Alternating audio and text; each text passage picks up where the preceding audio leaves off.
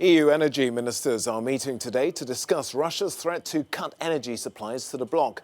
Last week, Moscow turned off the gas taps to Poland and Bulgaria, increasing pressure on all EU states to find alternative suppliers. What's more, Russia wants to be paid in roubles, a demand Brussels says it won't meet for contractual reasons, not to mention, of course, the sanctions it's imposed. Well, let's talk now to Maeve McMahon, our correspondent in Brussels.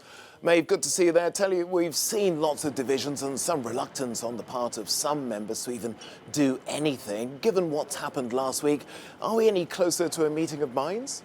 EU member states are constantly in division because they've been so reliant, of course, on cheap oil and cheap natural gas from Russia for so many decades. So when something like this happens last week, of course, we can see it's impacting each and every member state differently. And European companies upset, of course, with the message from the Commission last week that they would be sanctioned, that an infringement procedure would be introduced if they were to pay in roubles to Gazprom.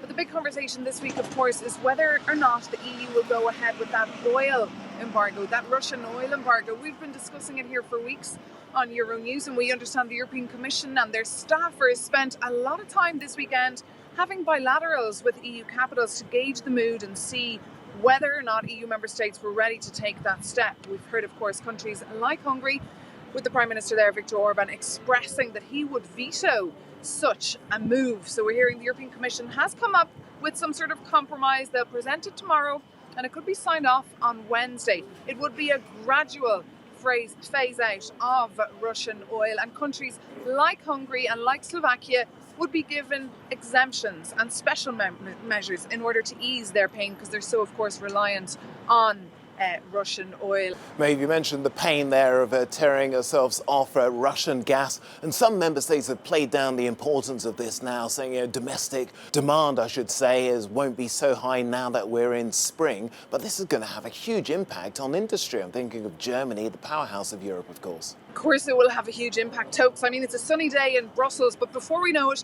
it will be winter again, and we'll all have to turn the heat up in our homes. And of course, there will be a huge price for European companies who for decades have been relying on cheap oil and cheap natural gas. We've already seen many companies like Shell and BP, they've lost billions in the last couple of weeks since that invasion began. And of course, Germany will feel the pain in the next couple of months and years as they also diversify.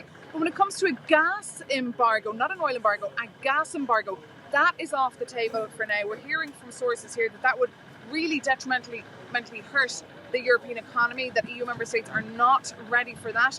The German central bank has said it would cost Germany 180 billion euros in lost output this year, a gas embargo. So that is off the table.